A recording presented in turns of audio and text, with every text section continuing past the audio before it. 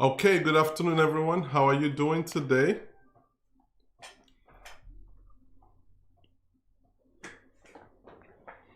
Just want to welcome you to our live session today. Today is going to be unique. We're going to have some 7th or 8th grade all the way through. We're looking at some Pre-Algebra 2, and I'm going to just help you with some questions.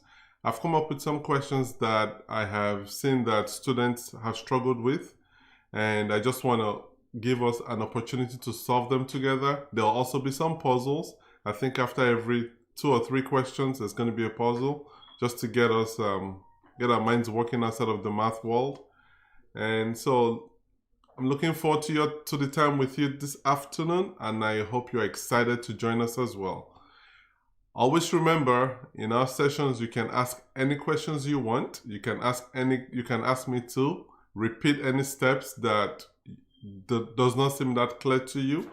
And so let's just have a good time. Let's relax, have a good time, and enjoy the ride. If you're joining us for the first time, please go ahead and subscribe. You're welcome. Thank you for joining us. Thank you for spending some of your afternoon with us. We know that there could be many other things that you could do, but the fact that you've chosen to spend it with us, we appreciate it, and we're really grateful for that.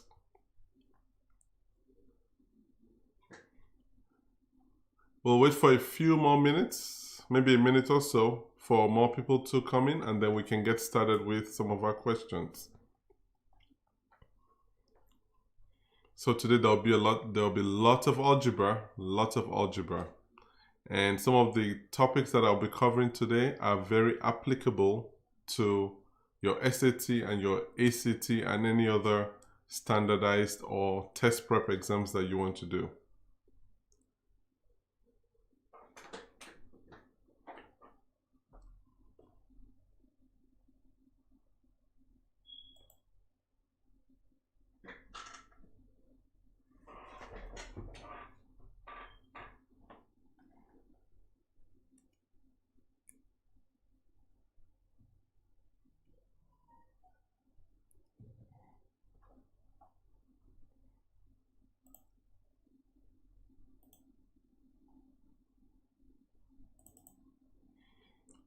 Okay, let's get started with our questions.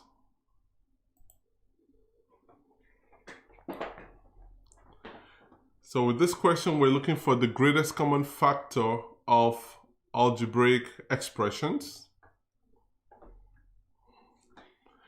In today's session, I did not put any grades because I want you to realize that this applies to several grades. This applies anywhere from about 8th grade to 12th grade. So we're going to look for the greatest common factor of these algebraic terms. I'm going to give you some time to try to answer the question, and then after that I will show you exactly how to go about it. And if you have any questions, you can ask.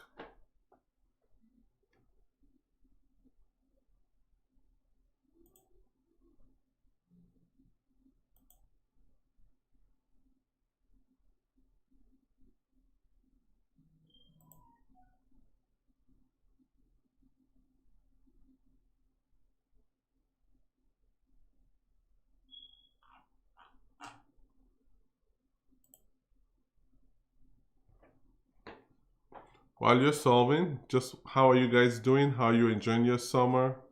Any summer plans that you're excited about? Or are you just home studying, playing? I know you may be playing, getting some time for the Xbox or the PS4 or whatever else you like to do. Maybe you like to read. So what's your summer plan like?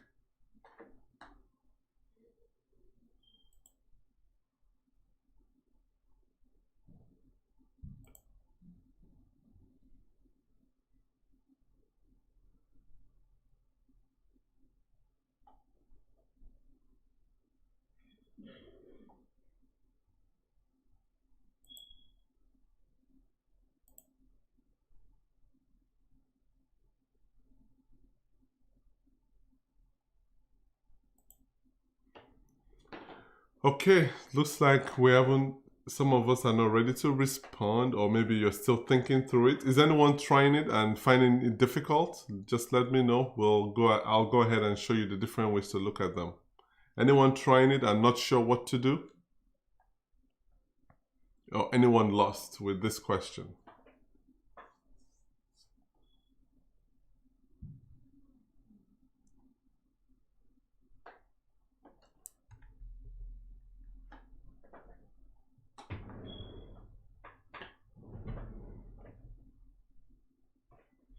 I have no clue. Okay, so I see someone is not sure what to do. So thank you, Anastasia, for your response, and thank you for participating. All right, so let me show you what to do when you have a question like this. I'm a big fan of prime factor trees. Very big fan of it. So I'm going to create prime factor trees for each of these numbers. We're going to start with 45, and we're going to create a prime factor tree, which means that we're going to look at a way to express 45 as a product of all its prime factors. So let's go ahead and divide this by 3, and we get 15. We're going to divide this also by 3, and we have 5. So 45, p to the third power, q to the second power is going to be 3 multiplied by 3 multiplied by 5, and then we'll break up p cubed into the product of its parts. So that is 3p's, 3p multiplied by p multiplied by p, and then q multiplied by q. And then we're now going to break down 75. So 75, we're going to decompose it into its prime factors. So we have 3 here, and then 25, and then 25 is 5 multiplied by 5.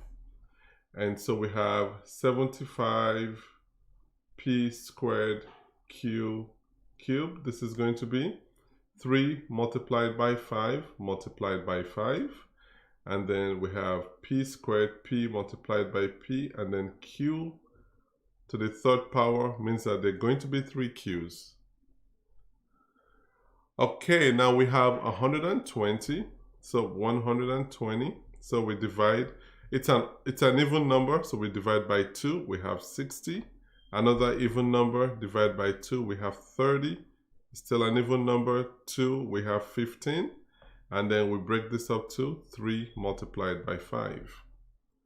So now we have 120 PQ, 120 PQ is going to be 2 multiplied by 2, multiplied by 2, multiplied by 3, multiplied by 5, and then we have P and Q. So multiplied by P and multiplied by Q.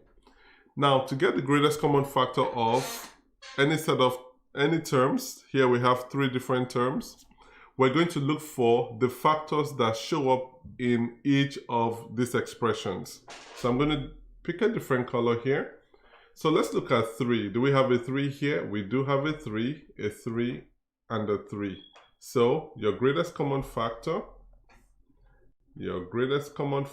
is going to be 3 multiplied by something. Let's see what's next. Let's look at 3 again. We have, so if you use this, as you're learning this, once you pick the factor, you can just cross it out. So that way you know not to use it again. So now you have 3 here, 5. So there's no other 3, so we skip that. Let's look for 5. We have 5 here, we have 5 here, and then we have 5 here. So let's cross 5 out because we know we're going to use that. And so that is going to give us multiplied by 5. And then let's go to the terms. Well, let's also come here. We have 2 here. There's no 2, and there's 2. 2 does not appear anywhere else, so we can just ignore it. So we can see here that the only things that appear for all 3 terms is 3 and then 5. And then we keep our multiplication. The next thing we're going to look for is P. Let's look for P. We have 1 here, 1 here, 1 here. Okay, that is good. We can pick that and then cross it off. And we will not forget to have it right here, P. And then let's look for, are there any other p's? There's a p here, there's a p here, but there's no other p. So what you want to always remember is that you're going to pay attention to how many times, the number of times it appears for all three of them is what you're going to focus on. So p appears once, only appears once for this number, so you're only going to have one of the p's. Now let's look at q. Q appears here twice, it appears here 3 times, appears here once. So there's only going to be one Q, one right here. So let's go back to our color. We have a Q here, a Q here, and a Q here. Let's cross them out. And then we can see that there are no other common terms for all the 3 different expressions. So now we're going to multiply, and that's going to give us our greatest common factor. So we have 3 multiplied by 5, that is 15. And then P multiplied by Q is PQ. So this is going to be your greatest common factor of these 3 terms. Are there any questions? Let's run through it one more time. When you have when you have any set of terms, you want to first express each of the terms as a product of its prime factors.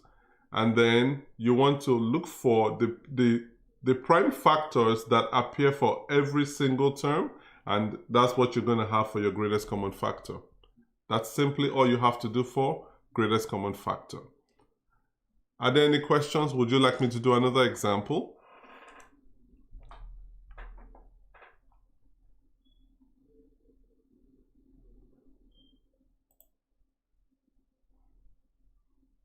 Let me know if there are questions or if you want another example. Otherwise, we can move on to the next question.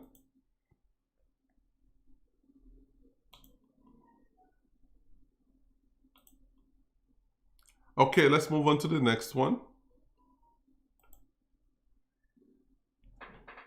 So we have x squared plus 8x minus 48 equal to 0. We want to solve for x.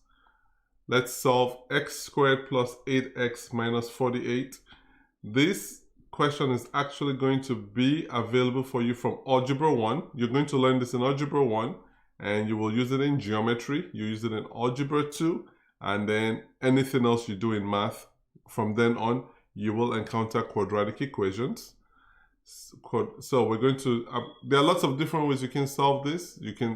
I'm going to use the quadratic formula. It's the easiest way to do it. So I'll give you some time to get the values of x. What are the values of x that make this equation correct or make this equation true?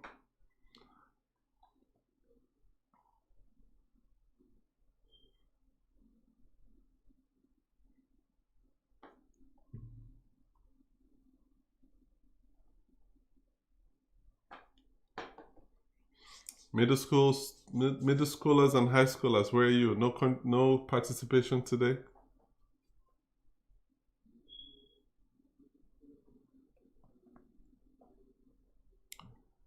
Okay, so I'll give you a few more moments on this, and then I'll show you exactly what to do. Let me give you a hint so that you can have something to work with. The quadratic formula, I'm going to use the quadratic formula. The quadratic formula is expressed this way: x equal to, okay, Esther, thank you for your response. Take a look at it one more time. You're really close on the other one. So you got -12 and 3. Take a look at your expression again, your equation again, and tell me what you come up with. So x equal to -b plus or minus the square root of b squared minus 4ac over 2a. You are headed down the right path. I want you to just look at your computation, look at your calculation, and see if you can spot an error.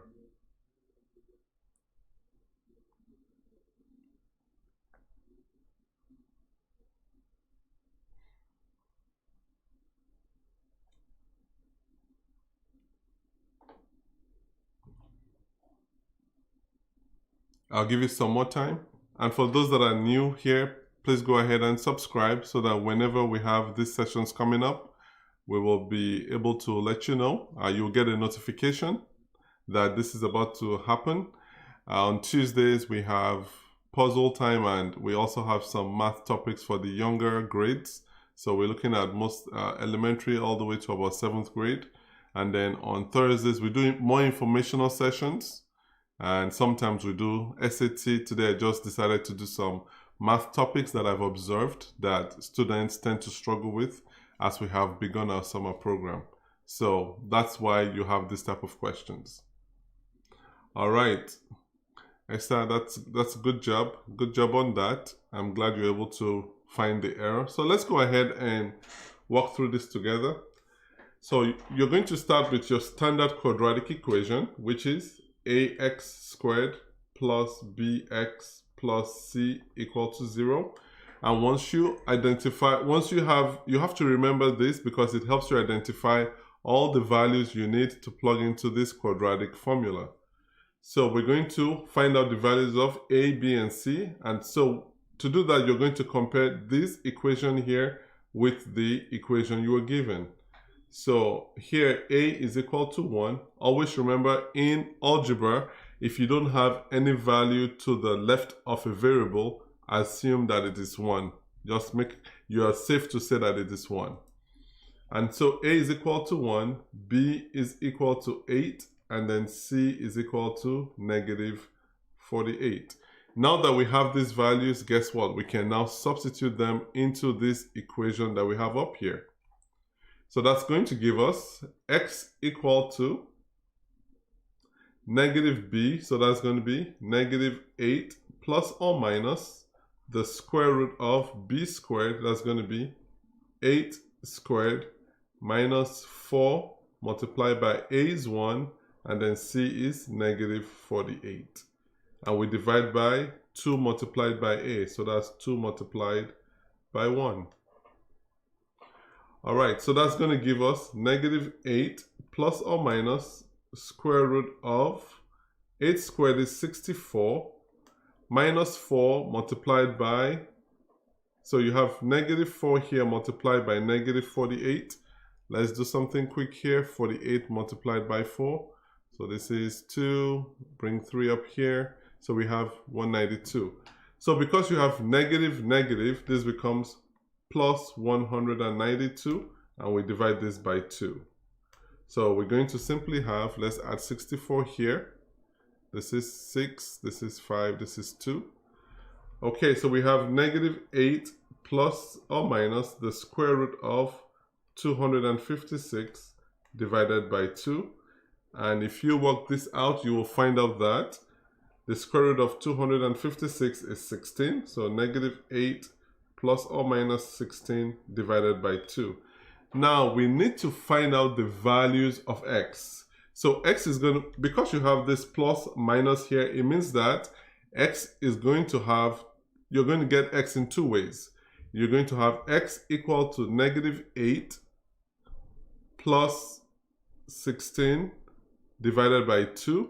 You're also going to get it by having x equal to negative 8 minus 16 divided by 2. This simply means that you could potentially have two different answers. So this is going to give us negative 8 plus 16. That's going to be, remember, when you have when the signs are different, you're going to subtract the numbers. So we subtract, we have 8. Let's inherit the sign on the bigger number, which is a positive, and then we divide by 2. So x equal to 4. And then in this case, whenever you have the same signs, what you're going to do is add the numbers together. 16 plus 8 is 24. And so it's 24. Then we inherit the sign of the original numbers, which is negative, and we divide by 2. So x here is negative 12. So now your answer is going to be x equal to negative 12, 4. You can also write it this way, x equal to 4, negative 12. Some teachers prefer you start with the smaller number and end with the larger number. It doesn't make a lot of difference to me, but depends on what your teacher wants or what the exam you're looking for requires. These are your two answers to the question. Are there any questions on this topic? So remember, there are three ways to actually do this same question. We can use the factoring method. We can also use completing the square to do this. But I find that for students, the quadratic formula makes it a lot easier to get your answer. So if you have any questions, let me know. I'll be glad to get through those questions with you. And I'll wait for a few moments to see if anybody has a question. If you want us to do another example like this, let me know, and then we can do one more example. Otherwise, we can go to the next one. The next one is going to be a puzzle. Like I said earlier, I'm going to try to give 2 math problems and a puzzle until the end of the session.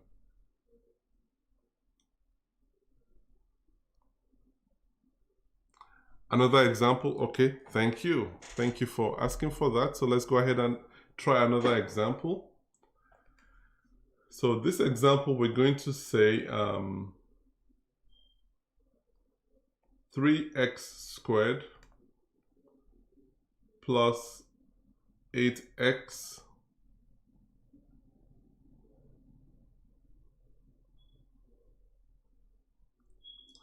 let's see what minus 11, sorry, minus 11 is equal to 0.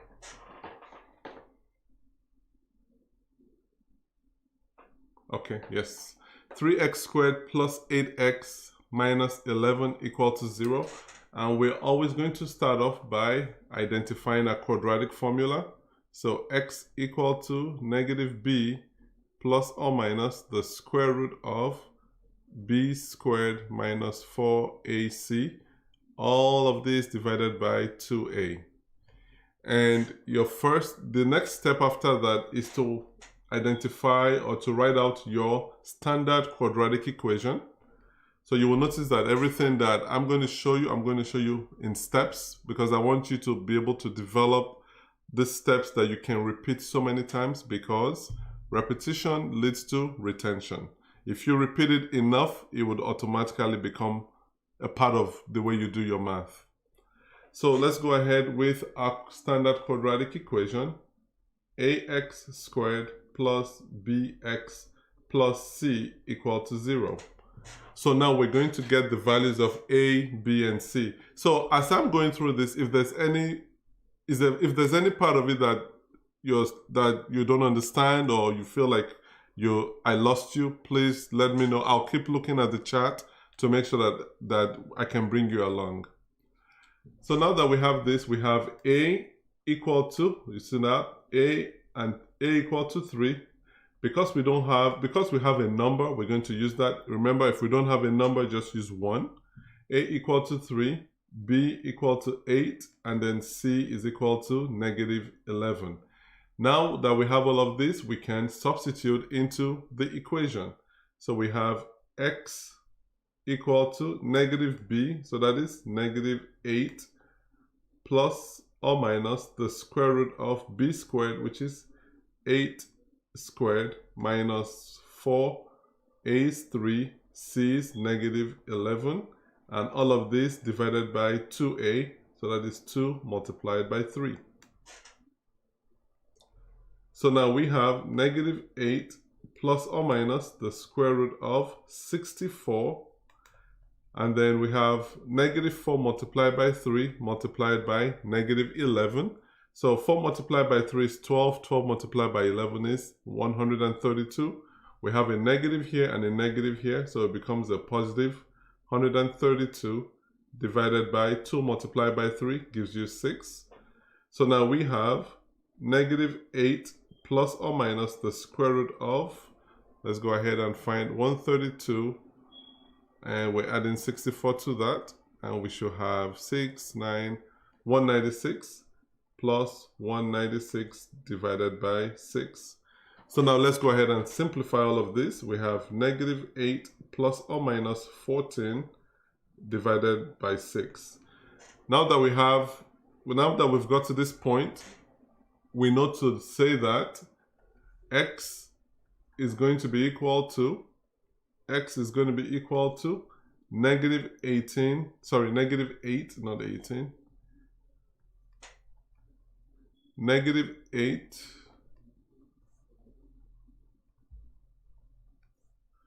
so we have negative 8 plus 14 divided by 6.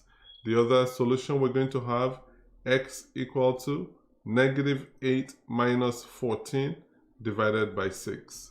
So now let's go ahead and find all our values of x. Negative 8 plus 14, the signs are different, so subtract the numbers. 14 minus 8 is 6. The sign on the larger number is positive, so we keep that, divided by 6, which is going to give us 1. And here the signs are the same, so we just add the numbers and keep the sign. 8 plus 14 is 22. We keep the negative sign, divided by 6. And now we can simplify this, divide both sides, both numerator and denominator by 2. We have negative 11 over 3.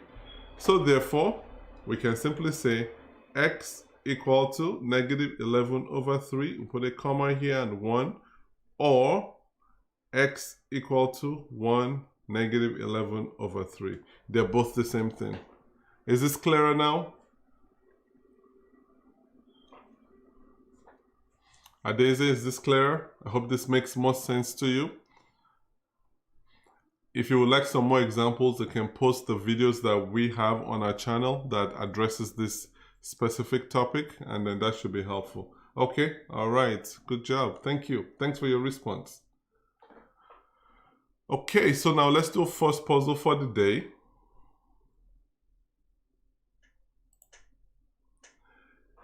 So based on this, which of these glasses will get full first?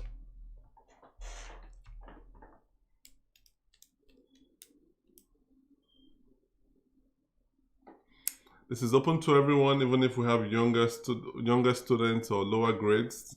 This will be fine for you as well.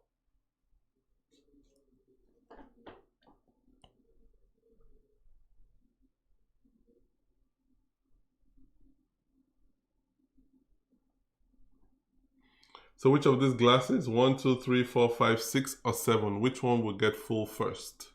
7. Okay. That's interesting. Let's see what if anyone else has a different glass that gets full first.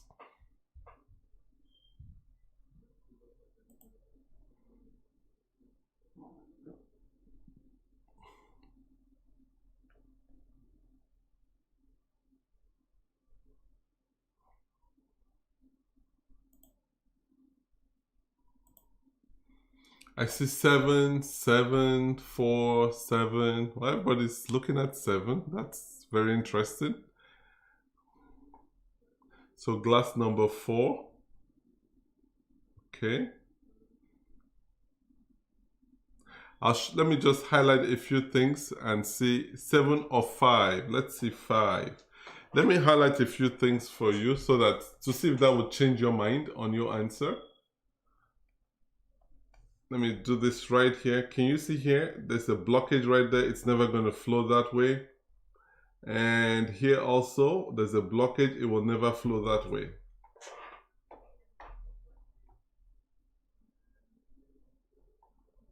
So let's see if how that changes your answer.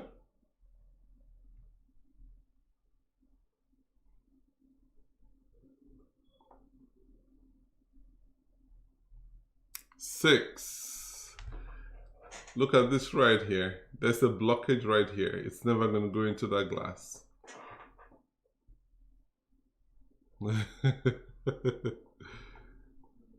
I see. Let me see 4. Okay. I mean, 4 is logical.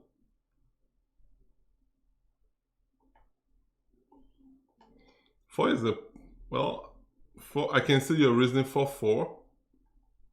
Let's see if anybody else has a different answer.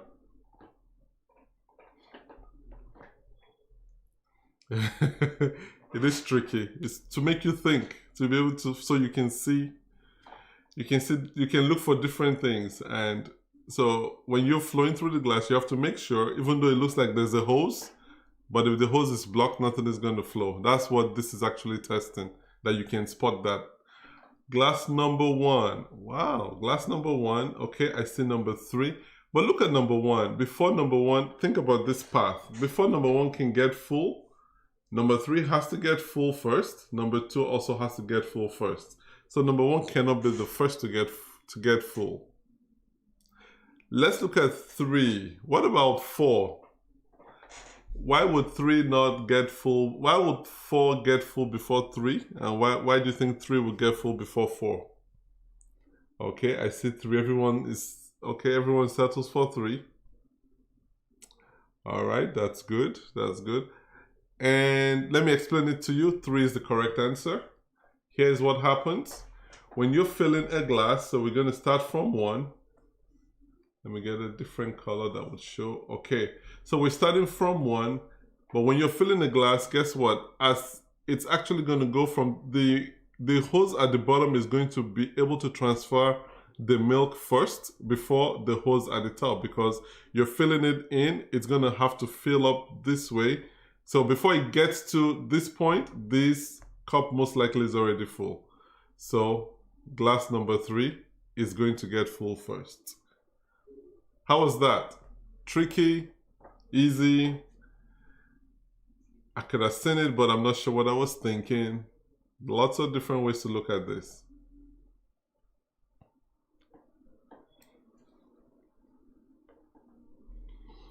All right.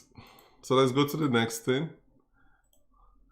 I want to remind you again that we still have our summer sessions going on. Actually, tomorrow we're going to kick off our SAT ACT program. Tomorrow is going to be twice a week, but tomorrow we're going to have our first 2-hour session. But if you're in any grade from elementary all the way through to, right now we have students from, I believe, grade 2 all the way to grade 11. And so if you would like to join any of the sessions, let your parents know.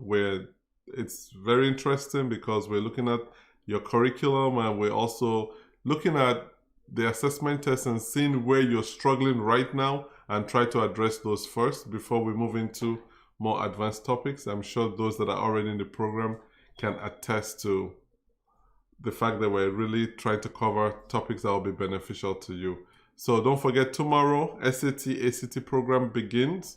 We're going to be going for 15 weeks. It's going to be every week for the next 15 weeks. And it should be interesting. It's going to be through Zoom. So if you're interested, those are the ways to contact us. Look forward to hearing from you. And I'm actually looking forward to tomorrow's class. It was hard. Yeah. I can see why you think it was hard. Yeah, I can see that. But I hope it makes sense. So at least I hope you're able to see the different ways to look at problems. You have to look at problems from, you have to look at the whole problem and not just little bits of it. You have to look at the whole problem. That way you can figure out exactly how to go about it.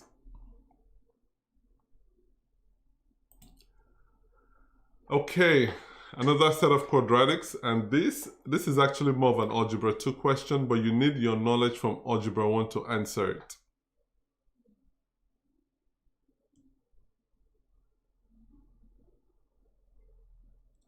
Let me give you a hint on this. This is going to be a plus b squared is going to be a squared plus 2ab plus b squared, and then a minus b squared is going to be a squared minus 2ab plus b squared.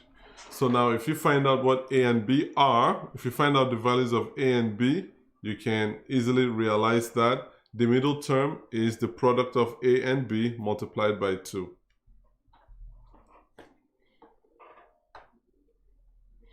You're going to need these two equations to solve this question.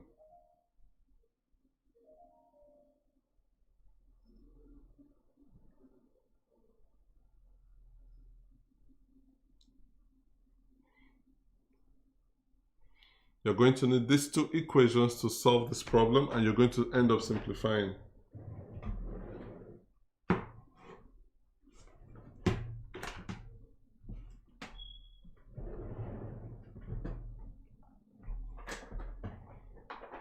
Anybody not sure what to do?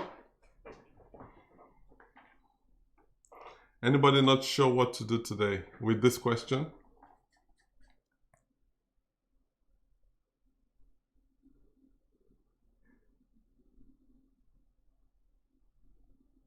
I'll give you some more time to think through it.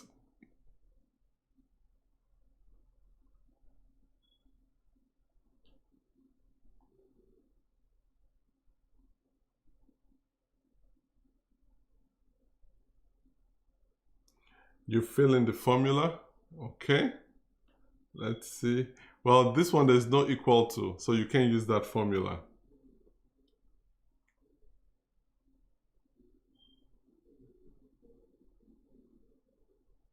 So you can't use that formula. So look at this right here.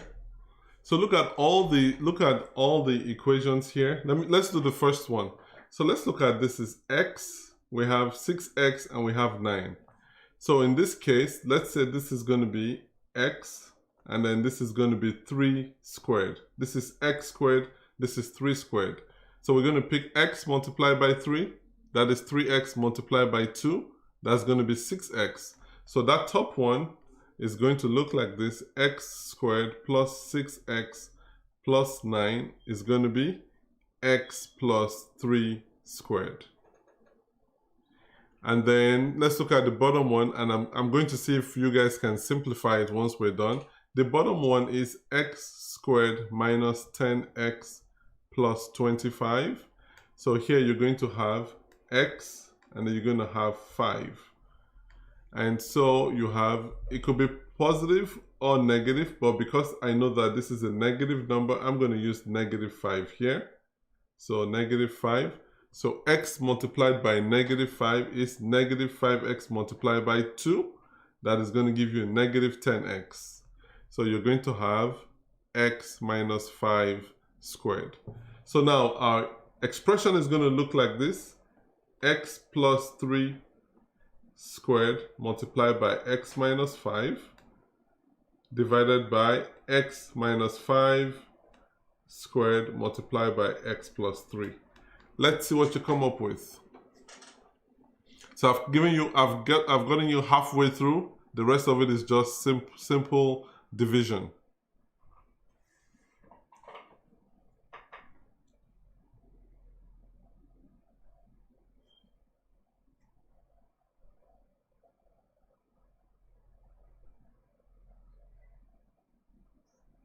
Anybody have an idea what to do?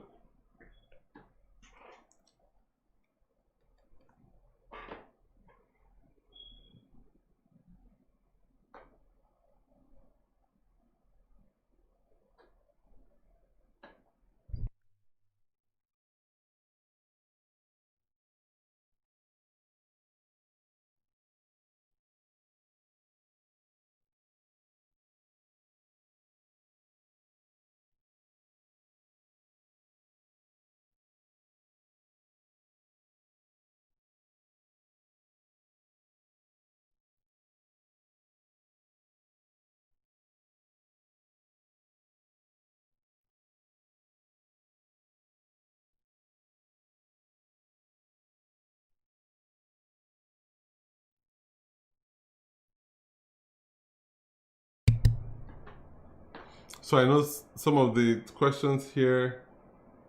Are you allowed to add a variable and a constant together? No, you can't add them. You can multiply them together, but you can't add them together. But you guys are doing so well. I know some of these, 3x squared minus 2x minus 15. I think you're on the right path. But you don't actually, I don't actually want you to simplify it. I just want you to get to. So let me show you what I'm looking for. So you have x plus 3 squared is the same as x plus 3 multiplied by x plus 3. And then we have x minus 5. This is actually algebra 1. Some of this, you may look like algebra 2, but it's algebra 1. Everything you need to answer this, you learn in algebra 1. So this is going to be x minus 5 multiplied by x minus 5 multiplied by x plus 3. So what you have to remember is when you're dividing, you can look for common terms. So here you have x plus 3, x minus 5. Let's see if we have another x plus 3. We have 1 here. We can cancel this out. And then Is there another x plus 3? No. What about x minus 5? We have 1 here, and then we have 1 here. So you end up having x plus 3 divided by x minus 5 as your answer. So that's what I was really testing. I wanted to test if you could divide algebraic terms by each other. So this is what you would do. Whenever you have a question like this, you'll first factor each of the quadratic terms, rather each of the quadratic expressions, and then see if you can find any common factors. When you have common factors, you divide them through, and then whatever is left is going to be the solution to your problem. Yeah, this is algebra 1. So let's try something else that I know there are some students going to algebra 1. So I'm going to give you a problem now that should be down. It should be something that you can easily do, or that you at least can attempt.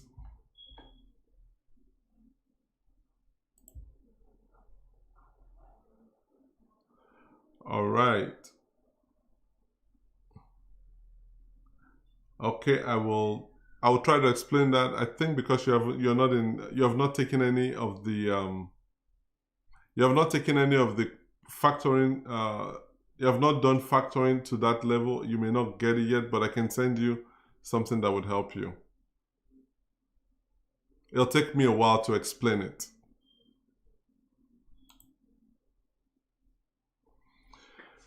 So this should be one that anyone can attempt. Which of the following is a rational number?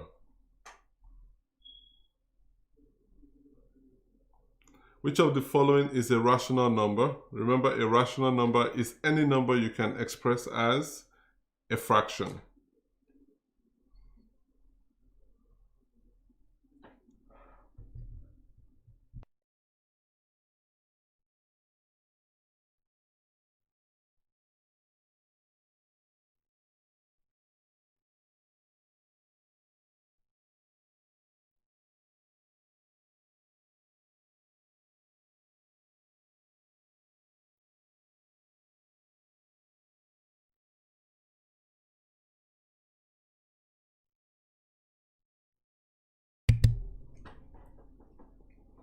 Does everyone want me to explain the previous example again?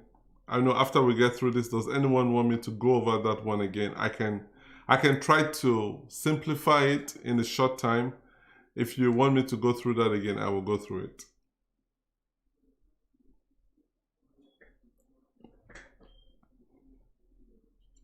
So I'm going to show you some things here. Let me give you a hint on this question. We're looking for which of this is a rational number. Whenever you have this type of expression, if I have the square root of a over b, don't forget that that also can be done as the square root of a divided by the square root of b.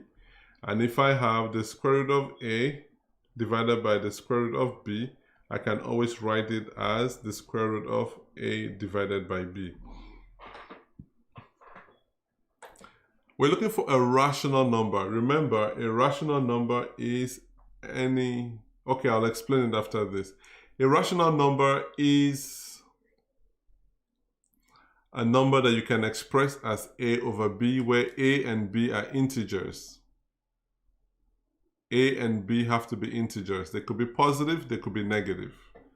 So what you would do, I see everyone says -4. Actually, what I'm going to do is I'm going to see if I can pull up a calculator. And I'll show you that that number, this square root of -4, does not even give you an answer on the calculator. It's going to give you an error. So that's not a rational number. Every rational number you can find on the number line. So you have to pay attention to that. So let's try to simplify each of these ones, and then you will see how to come up with your answer. So the square root of negative square root of 28. So we want to find the square root of 28. So let's create our factor trees. 28, we have 2 and 14, and 14 we have 2 and 7. Okay, so we can see that there's only one pair of 2's here, and there's a single 7. So this is going to give us -2 square root of 7, negative 2 square root of 7. So this is not a rational number because you can't really express this as a over b. Now let's look for the next one. It is the square root of 49 over 81. So that's going to give us the square root of 49 divided by the square root of 81. What is the square root of 49? That is 7. The square root of 81 is 9. You can see that's a fraction. So this is a rational number. Now let's go for the square root of 288 over 8. The square root of 288 over 8. So let's go ahead and find out what that is. Let's find out what 288 divided by 8 is going to give us. 288 divided by 8. 28 divided by 8, we have 3. 3 multiplied by 8, we have 24. Let's subtract. We have 4, bring down 8. So 48 divided by 8 is 6. 6 multiplied by 8 is 48. Let's subtract, we get a 0. So this is the same as the square root of 36, which is going to give us 6. And don't forget that 6 can be written as 6 over 1. So it can be written as a fraction. So this is going to be a rational number.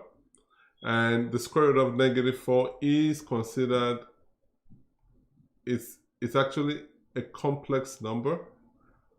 It's not even a real number. It's not a real number because you can't put it on the calculator. Let's actually see what that looks like on the calculator. I'm going to pull up my calculator here so that you guys can see what I'm talking about, what I'm referring to. So we have negative 4. Let's get the square root. See that? So that doesn't exist as an actual number. It's an invalid output. So negative square root of any negative number does not exist as an actual number. So that is why your answers are going to be the square root of 49 over 81 and the square root of 288 divided by the square root of 8. So those are going to be your rational numbers here. Now let's go do one more example. I'm going to simplify. So we have x squared plus 6x plus 9. So I'll show you the math behind it. So what you're going to do here is we have a quadratic expression, which is ax squared plus bx plus c.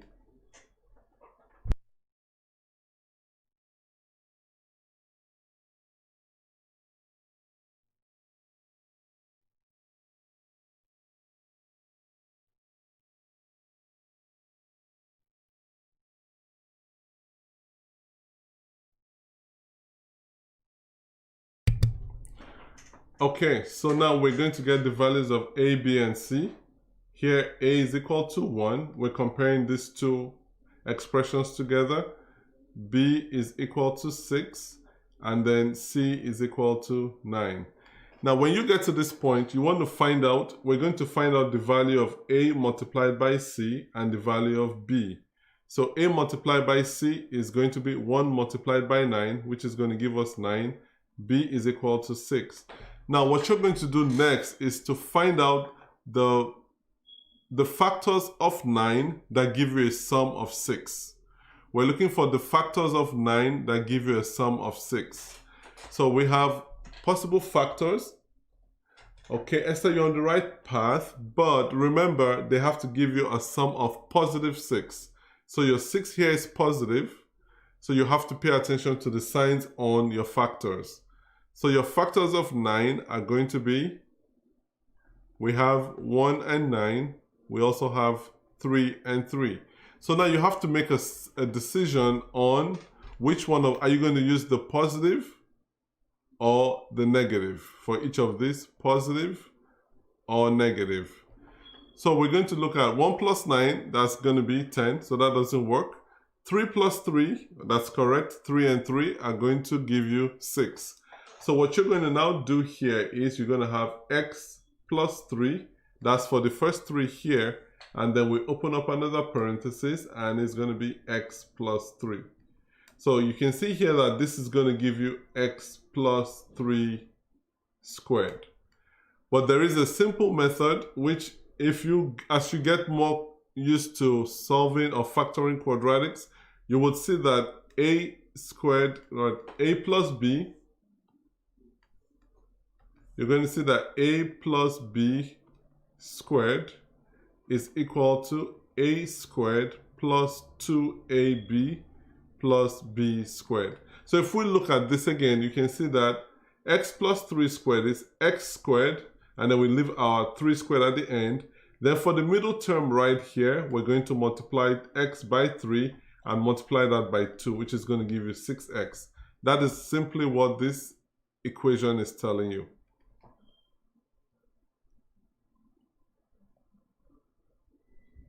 So I'm going to go back to the previous. I noticed something in the previous question that I think is worth exploring. Why did you guys all select square root of -4 as your rational number? What was it? What was your thought process? I'm actually curious about that. What was your thought process? Why did you select the square root of -4? I wonder if you thought it was a trick question.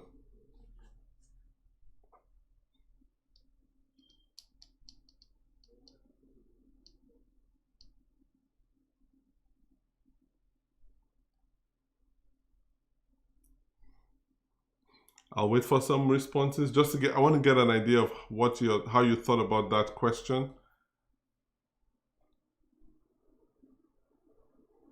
And then we'll do one more puzzle before we call it a day.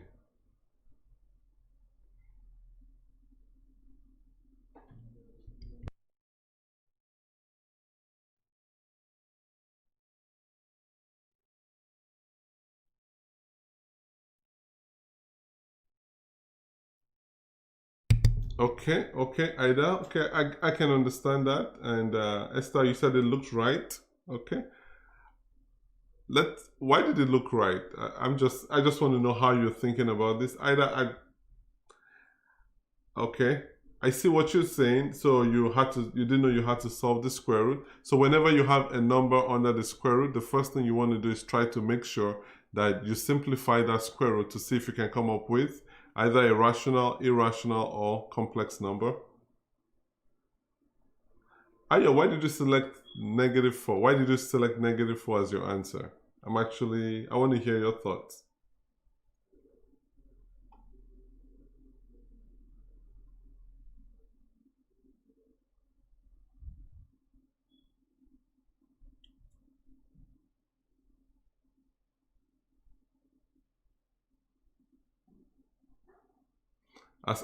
While Ayo is expressing his thoughts, we'll go to our last puzzle and I'll read it, and then we'll talk through it as you all are walking through the last puzzle.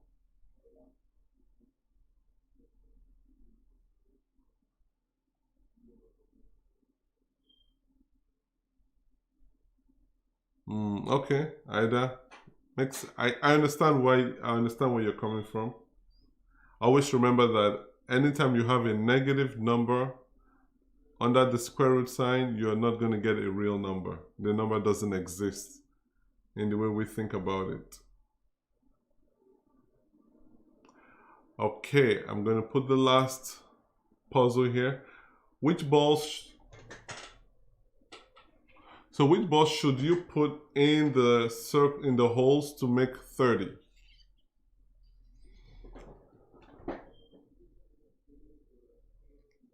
Okay. So that's why I put it there. I wanted to make sure that, Ayo, thanks for your response on that. I wanted to just make sure that you guys can see that.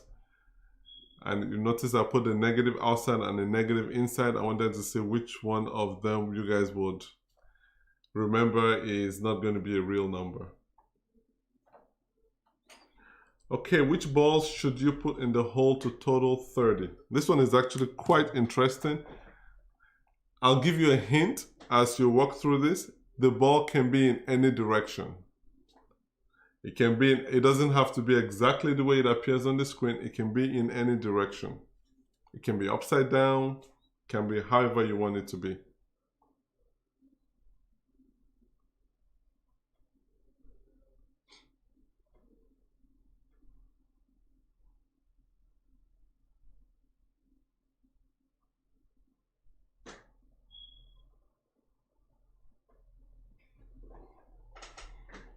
Do you even think it's possible? Is it actually possible to make 30 out of this?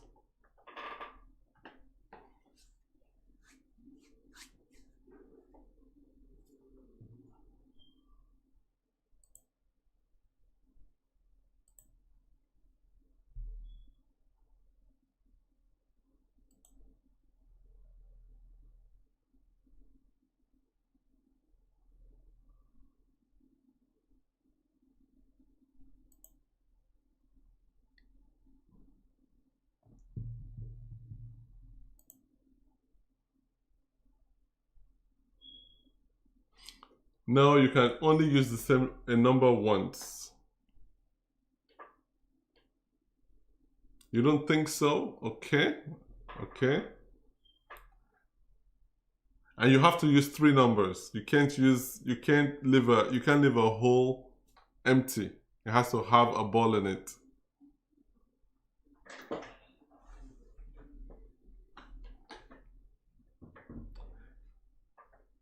Wow, Ayo, nice. That's good. That is good. That is good. I like your thinking. Okay, okay. Very good. Very good thinking. Let's see if anybody comes up with anything else.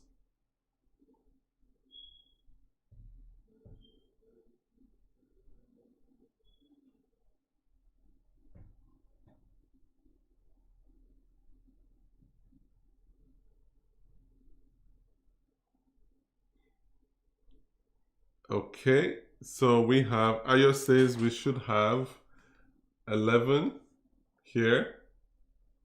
We should have 13 here. And then we have take the 9 ball and make it look like a 6. And that should give us 30.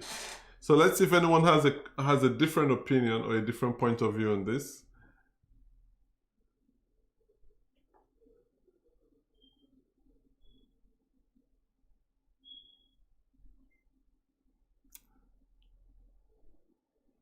Good thinking, good thinking. I wasn't sure if anyone would be able to see that. That was good. All right, looks like that's our best answer. So thank you all for your time. Thank you for joining our session today. It was quite interesting. Great participation. Never give up either. Never give up. Keep trying. Always keep trying. If you keep trying, you will get there eventually. Just keep trying. And I want to thank you again for your time. I know there are lots of things you could have been doing this afternoon, and the fact that you came to join us for this hour, it means a lot. And you guys are the ones that make it exciting to do this every week. So don't forget that tomorrow we start our SAT and ACT program for 15 weeks. You're welcome to join us. As long as you're past 8th grade, you're welcome to join. We always try to make sure that anyone from 9th grade and above feels at home, feels welcome in those classes. So we'll make sure that you're accommodated and your questions are accommodated. And so enjoy yourself, enjoy the rest of the day. If you have not subscribed to the channel, please subscribe to the channel so that when we have our upcoming sessions, you get notified. And enjoy your weekend, and I look forward to hanging out with you next week. We have something special next week, and I'm actually looking forward to it. It's going to be a very special event, and so look forward to having you guys next week. Hold on.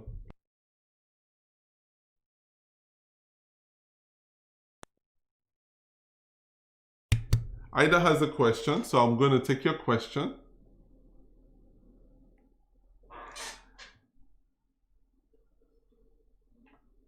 I'm going to take your question. Go ahead and ask your question. Take your question, and then we can dismiss our session for today.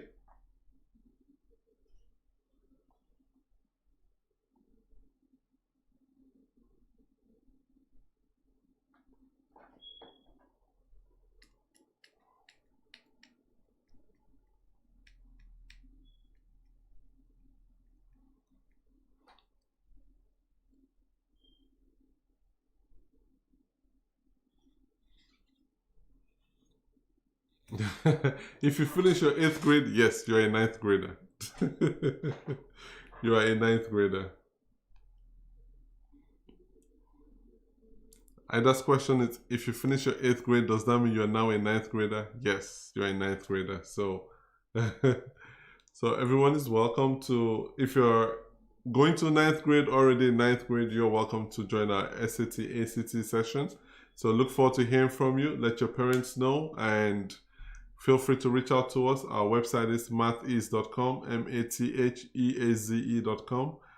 Contact us that way, and we'll be glad to work with you. So enjoy your weekend. See you next week. Remain blessed.